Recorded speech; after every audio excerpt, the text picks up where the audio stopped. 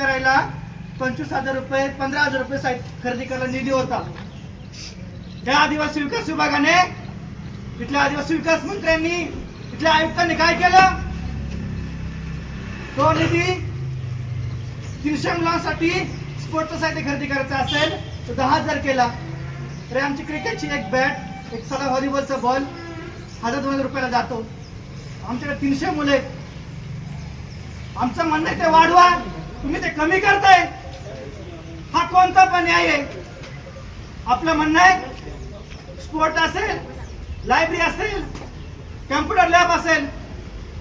आहे मनसद चौशाला computer lab आहे का? नाही आहे. तुमच्या ग्राहकाने सांगितलं नाही का इथं शासन नाही म्हणतो, अकरा शासन नाही म्हणतो की 75 जर मुलं असतील, 75 मुले असतील तर किमान 6 कम्प्युटर पाहिजेत. का नाही आहेत? इथले प्रकल्प अधिकारी ही व्यवस्था झोपले का?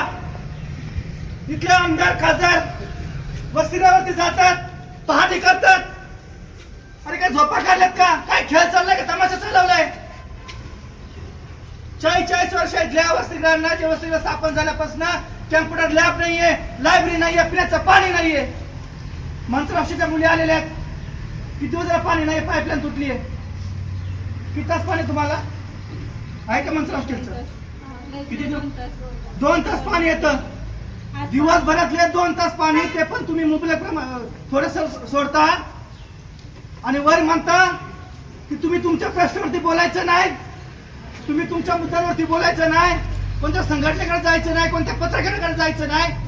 अरे हा कुठला न्याय आहे? कुठली व्यवस्था ही? अरे ते ब्रिटिश तरी बरे होते की किमान आम्ही बोलत तरी होतो. ब्रिटिशांच्या वर यांची व्यवस्था आहे. इथल्या आदिवासी विकास विभागाची नाही, इथल्या आदिवासी विकास मंत्र्यांची नाही, इथल्या सचिवाची, इथल्या प्रकल्प अधिकाऱ्यांची आणि खास करून इथल्या लोकप्रतिनिधींची, ज्यांना आम्ही निवडून देतो. इथले आमदार आणि इथले खासदार जा हॉस्टेलला, जा आश्रमशाळांमध्ये. इमारती बांधल्या म्हणून प्रश्न सुटत नाही. त्या इमारतीमध्ये बेसिक पायाभूत सुविधा पाहिजेत. का नाही सुविधा? जिल्हा परिषद शाळांमध्ये, आश्रमशाळांमध्ये पाणी नाहीये, शौचालय नाहीये, पिण्याचं पाणी सुद्धा जिल्हा परिषद शाळांमध्ये मुलं हंडा घेऊन येतात. एवढी वाईट अवस्था इथून प्रकल्प काढले ना आदिवासी विकास विभागाने आणि इथल्या व्यवस्थेने केलेली आहे. आपलं म्हणणं आहे हा 5 वर्ष शासन निर्णय आपण रद्द केलाच, पण त्यांनी 14 वर्ष शासन निर्णय काढला.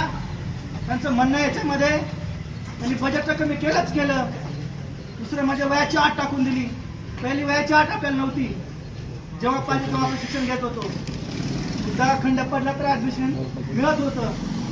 आता हे म्हणतात तुमचं काही कारणास्तव खंड पडला, एखाद्या मुलीला एखाद्या मुलाला संसर्गाने आजार झाला, तुम्हाला हॉस्टेल ऍडमिशन भेटणार नाही, तुमचा प्रवेश रद्द केला जाईल.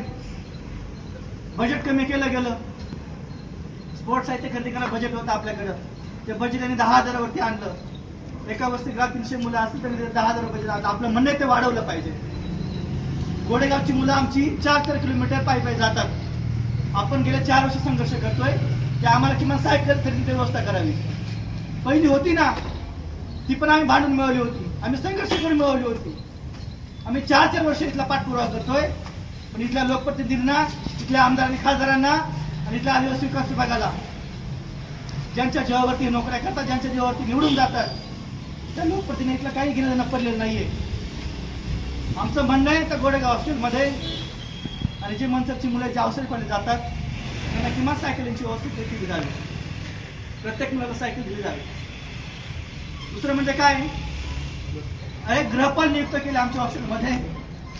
ते गृहपाल कधी येतात कधी जातात हेच माहित नाही.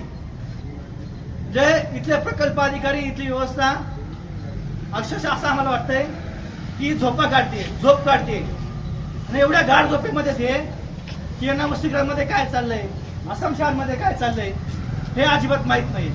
आणि जेव्हा मुलं जागी होतात, जेव्हा मुलं म्हणतात आम्हाला आंदोलन करायचं, आमचे मुद्दे मांडायचे, तेव्हा मग इथले गृहपाल जागे होतात आणि मुलांच्या हॉस्टेलचे गेट बंद करतात. का?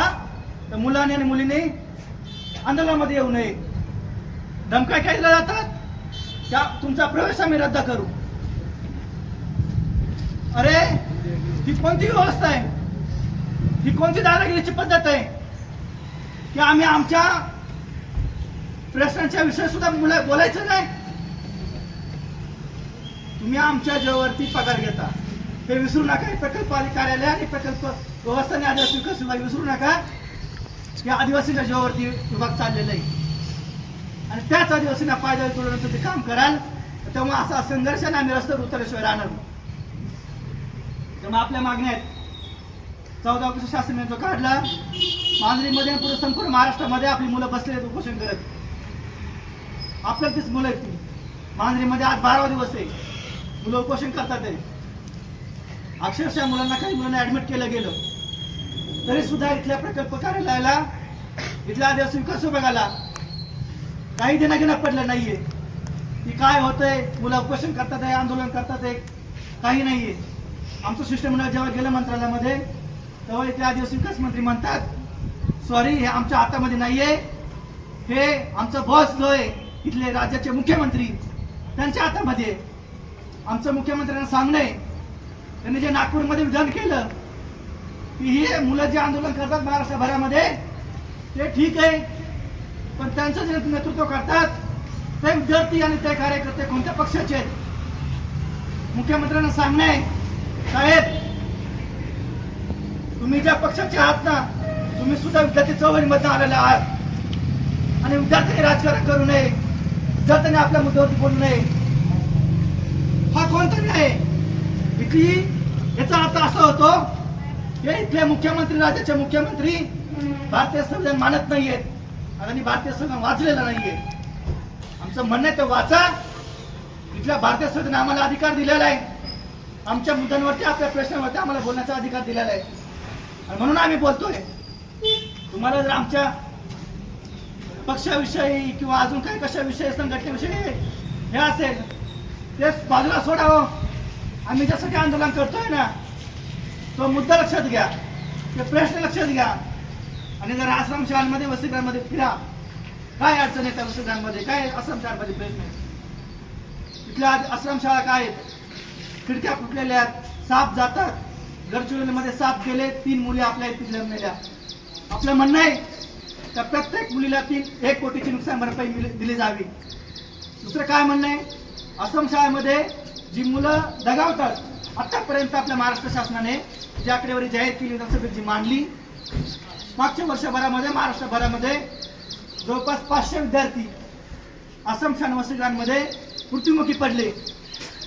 आमचं म्हणणं आहे आदिवासी विकास विभागाने आणि इथल्या व्यवस्थेने त्यांचा संस्थात्मक खून केलेला आहे आणि म्हणून इथली जबाबदारी बनते इथल्या आदिवासी विकास मंत्र्यांची की त्यांनी याची जबाबदारी स्वीकारावी आणि त्यांनी राजीनामा द्यावा.